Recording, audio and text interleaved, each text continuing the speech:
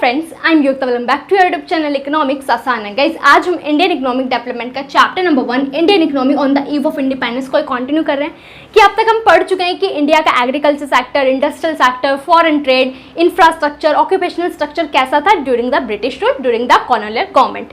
But आज हम पढ़ेंगे क्या पॉजिटिव कंट्रीब्यूशन था ब्रिटिश का हमारे इंडियन इकोनॉमी में और कैसे वो बेसिकली हमारे इंडियन इकोनॉमी को छोड़कर गए थे, उसको आज हम डिटेल में देखेंगे। सो गाइस, स्टार्ट करते हैं आज की क्लास और देखते हैं positive contribution of British rule कि ब्रिटिश रूल का हमारे इंडियन इकोनॉमी में क्या पॉजिटिव कंट्रीब्यूशन था। बेसिकली कि अगर मैं बात करूं कि ब्रिटिशर्स ने जो कुछ भी करा था इंडिया में वो अपने इंटरेस्ट के लिए करा था, अपने बेनिफिट के लिए करा था, बट हाँ उसमें कुछ फायदा हमारा भी हो गया था। क्या क्या फायदा हो गया था, क्या क्या पॉजिटिव कंट्रीब्यूशन रहा था, उसको भी देख लेते हैं। तो सबसे पहला पॉइंट आता है हमारा सेल्फ सफिशिएंसी इन फूड ग्रेन प्रोडक्शन कि फूड ग्रेन प्रोडक्शन में इंडिया की सेल्फ सफिशिएंसी आ गई थी कि इंडिया क्या हो गया था, आत्मनिर्भर बन गया था फूड पर कि उसको किसी पर डिपेंडेंट नहीं होना पड़ता था फूड को लेकर। बट मैं इस पॉइंट से एग्री नहीं करती हूँ। क्यों?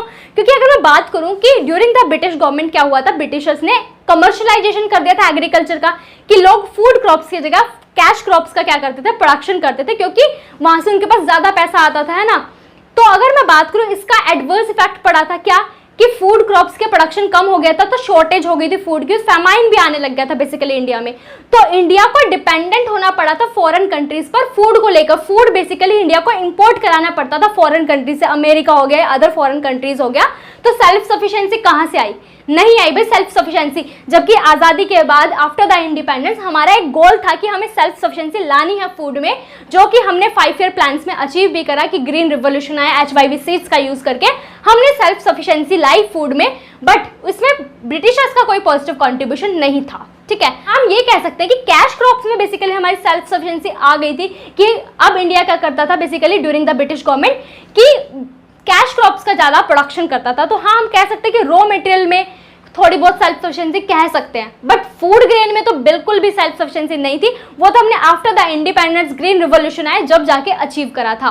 ठीक है, देन सेकंड अगर हम बात करें वो आता है हमारा बेटर मीन्स ऑफ ट्रांसपोर्टेशन। हाँ, ये हम कह सकते हैं कि इसमें पॉजिटिव कंट्रीब्यूशन रहा है ब्रिटिशर्स का कि ब्रिटिशर्स ने बहुत अच्छा खासा इंफ्रास्ट्रक्चर बनाया अपने बेनिफिट के लिए था, बट हाँ उसका कुछ बेनिफिट हमें भी मिला।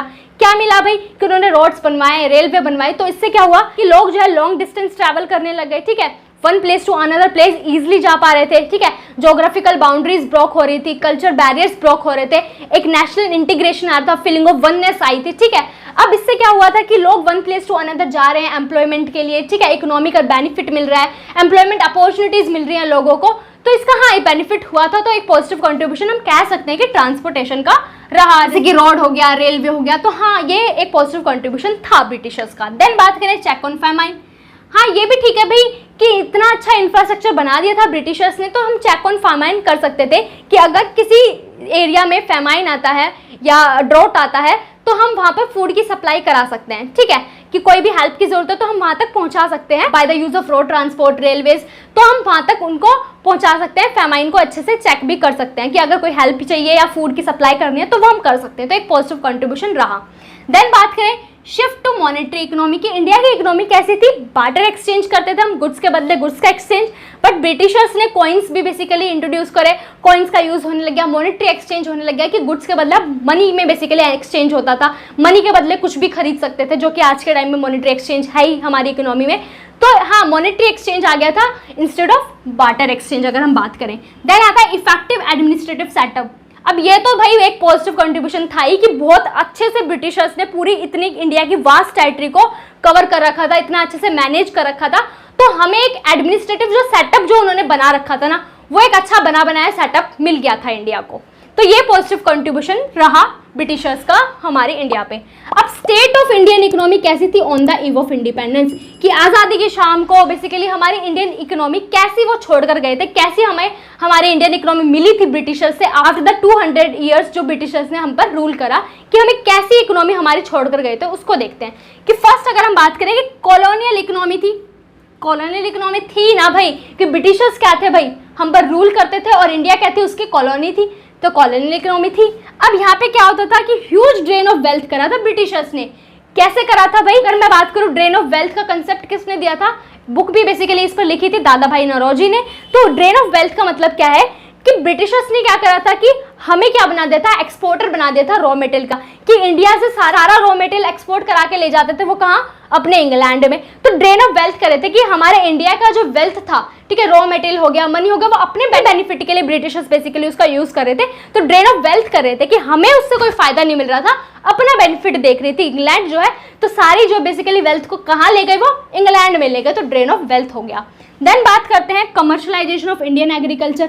कमर्शलाइजेशन कर दिया इंडियन एग्रीकल्चर का कि फूड क्रॉप्स की जगह कैश क्रॉप्स उगाने लग गए लोग। तो इससे क्या हुआ कि हमारी इंडियन इकोनॉमी पर एडवर्स इफेक्ट पड़ा कि फूड की क्या हो गई, शॉर्टेज हो गई, और हमें फूड के लिए, जबकि फूड भी बेसिकली एक बेसिक नेसेसिटी है, उसके लिए भी हमें डिपेंडेंट होना पड़ा था अदर कंट्रीज पर, ठीक है। तो ये एक इम्पैक्ट था बेसिकली कॉलोनियल इकोनॉमी का।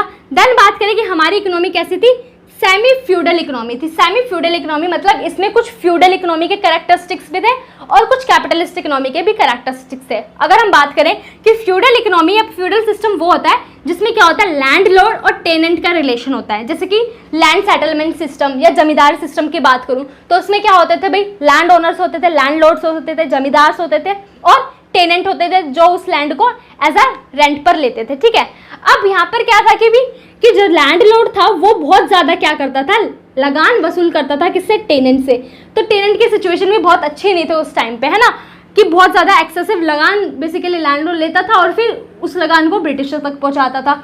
तो बेसिकली फ्यूडल सिस्टम की जब हम बात कर रहे हैं ना, फ्यूडल सिस्टम का मतलब क्या होता है कि लैंडलॉर्ड और टेनेंट का रिलेशन बेसिकली बताता है, ठीक है। तो फ्यूडल इकोनॉमी भी बेसिकली थी हमारी, लैंडलॉर्ड और टेनेंट का रिलेशन भी था, और कैपिटलिस्ट सिस्टम भी था। कैपिटलिस्ट सिस्टम कैसे था कि भाई कुछ इंडस्ट्रीज भी थी इंडिया में, तो उसमें क्या थे भाई, कैपिटलिस्ट होते थे और लेबर उसके अंडर काम करते थे। तो कैपिटलिस्ट और लेबर का जो रिलेशन होता है वो किस में आता है, कैपिटलिस्ट सिस्टम में आता है। तो कैपिटलिस्ट बेसिकली वो होते हैं जो कैपिटल के ओनर होते हैं, ठीक है।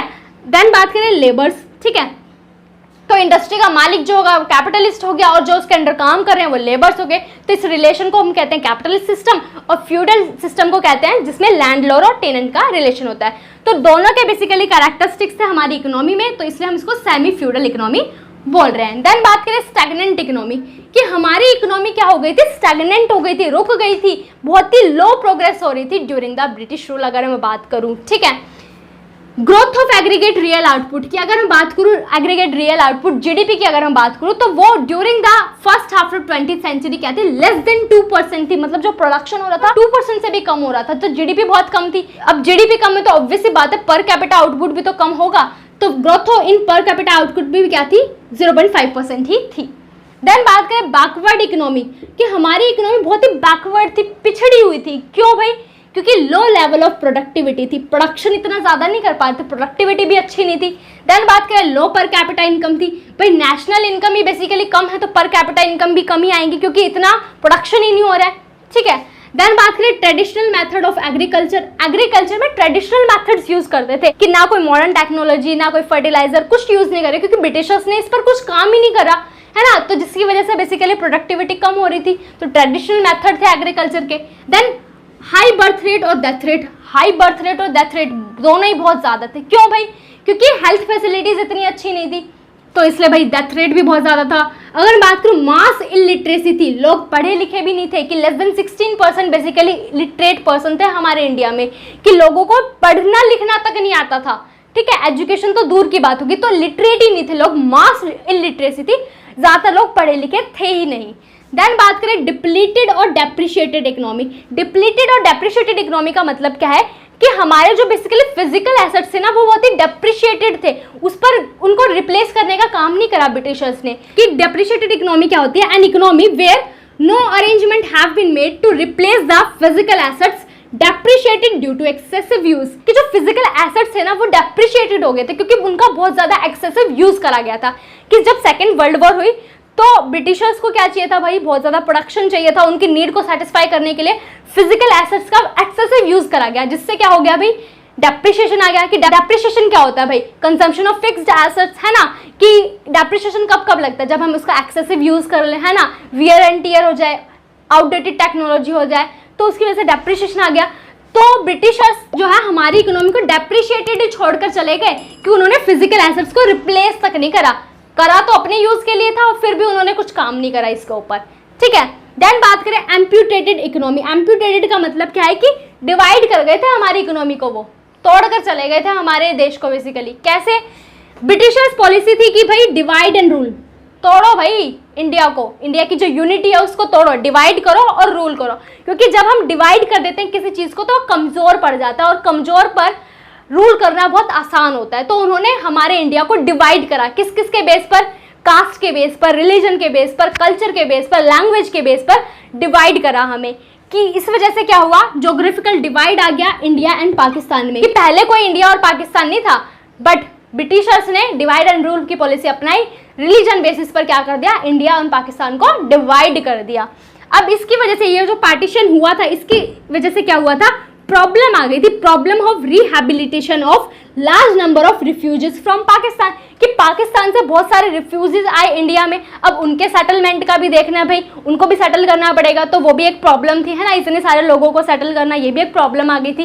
देन बात करें shortage of raw material for jute and cotton mills की, अगर हम बात करें जब डिवीजन हुआ ना, कि जो जूट और कॉटन प्रोड्यूसिंग एरिया था ना, वो किसके पास चला गया, पाकिस्तान के पास चला गया, तो इंडिया के पास जूट और कॉटन की बेसिकली क्या होगी, शॉर्टेज होगी, तो उनको भी सफर करना पड़ा था। ठीक है, तो गाइस आज हमने देखा कि क्या पॉजिटिव कंट्रीब्यूशन था, थोड़ा बहुत पॉजिटिव कंट्रीब्यूशन रहा ब्रिटिशर्स का, बेसिकली अगर कहें तो करा तो उन्होंने अपने लिए ही था, बट हाँ थोड़ा सा पॉजिटिव इंपैक्ट पड़ गया हमारे इंडियन इकोनॉमी पे, और कैसी वो इकोनॉमी की हालत छोड़कर गए थे हमारी, उसको भी देखा। सो एक बार रिवाइज कर लेते हैं इसको, कि पॉजिटिव कंट्रीब्यूशन क्या था, कि सेल्फ सफिशिएंसी आ गई थी फूड ग्रेन में, जबकि ऐसा नहीं हुआ था, सेल्फ सफिशिएंसी नहीं आई थी, हम तो डिपेंडेंट थे, हमें फूड भी इंपोर्ट कराना पड़ता था। हाँ, बेटर मीन्स ऑफ ट्रांसपोर्टेशन हो गया था, कि रोड रेलवेज अच्छे बना दिए थे, चेक ऑन फेमाइन भी कर पाते थे, कि हम कि ट्रांसपोर्टेशन अच्छा हो गया तो ईजिली हम फेमाइन का चेक भी कर पा रहे हैं, फूड सप्लाई वगैरह कर पा रहे हैं। तो मॉनेटरी इकोनॉमी, हाँ बार्टर से मॉनेटरी एक्सचेंज आ गया था बेसिकली, ठीक है। इफेक्टिव एडमिनिस्ट्रेटिव सेटअप था, कि बहुत अच्छे से एडमिनिस्ट्रेशन कर रखा था, तभी तो 200 साल तक बेसिकली वो राज कर पाए हमारे ऊपर, तो एक अच्छा सेटअप बेसिकली हमें मिल गया था। इंडियन इकोनॉमी कैसी थी, on the eve of independence colonial economy थी, कि ब्रिटिशर्स ने क्या करा था, ड्रेन ऑफ वेल्थ करा था, सारी जो वेल्थ थी इंडिया की वो कहाँ ले गए, इंग्लैंड में ले गए, कमर्शलाइजेशन कर दिया था इंडियन एग्रीकल्चर का, जिससे शॉर्टेज हो गई थी फूड की, फेमाइन आने लग गया था इंडिया में। सेमी फ्यूडल इकोनॉमी थी, क्योंकि फ्यूडल और कैपिटलिस्ट दोनों के बेसिकली कैरेक्टरिस्टिक्स थे हमारी इकोनॉमी में, कि लैंडलॉर्ड और टेनेंट का रिलेशन भी था और कैपिटलिस्ट और लेबर का रिलेशन भी था। स्टैग्नेंट इकोनॉमी थी, क्योंकि जीडीपी जो थी हमारी इतनी ग्रोथ नहीं हो पाई थी, पर कैपिटा आउटपुट भी बहुत कम था, तो नेशनल इनकम की बात करें या हम पर कैपिटा इनकम की बात करें तो वो भी बहुत कम थी, क्योंकि प्रोडक्शन ही नहीं हो रहा। क्योंकि जीडीपी की बात करें तो जीडीपी क्या होती है, कि मॉनेटरी वैल्यू होती है, जितना भी प्रोडक्शन हुआ है विद इन 1 ईयर उसकी मॉनेटरी वैल्यू जीडीपी होती है, तो प्रोडक्शन ही नहीं हो रहा तो जीडीपी कहाँ से बढ़ेगी और पर कैपिटा आउटपुट भी कहाँ से बढ़ेगा। देन बात करें बैकवर्ड इकोनॉमी थी, कि प्रोडक्टिविटी कम थी, पर कैपिटा इनकम भी कम थी, ट्रेडिशनल मेथड यूज कर रहे हैं एग्रीकल्चर के, बर्थ रेट और डेथ रेट भी बहुत ज़्यादा हाई और मास इलिटरेसी है। डिप्लीटेड इकोनॉमी थी, डेप्रिशिएटेड इकोनॉमी थी, कि हमारे फिजिकल एसेट्स का इतना एक्सेसिव में यूज करा और उसको रिप्लेस करके भी नहीं गए, वो हमारी इकोनॉमी को डेप्रिशिएटेड डिप्लीटेड छोड़ के चले गए ब्रिटिशर्स। देन बात करें एम्प्यूटेटिव इकोनॉमी थी, कि डिवीजन कर दिया, डिवाइड एंड रूल की पॉलिसी अपनाई, कि रिलीजन बेसिस पर, कास्ट के बेसिस पर, लैंग्वेज के बेसिस पर डिवाइड कर दिया, कि एक ज्योग्राफिकल डिवीजन है, इंडिया एंड पाकिस्तान बेसिकली 2 अलग अलग कंट्रीज बन गई है ना, जिसकी वजह से कुछ प्रॉब्लम्स आई थी, कि प्रॉब्लम क्या आई थी, रिहेबिलिटेशन करना था, इतने लार्ज नंबर ऑफ रिफ्यूजीज जो आ रहे थे पाकिस्तान से, और जो जूट और कॉटन प्रोड्यूसिंग एरिया था वो पाकिस्तान में चला गया, तो जो इंडिया में जूट और कॉटन की मिल्स थी बेसिकली उसको सफर करना पड़ा था। सो गाइज आज के लिए इतना ही, मिलते हैं नेक्स्ट क्लास में, थैंक यू।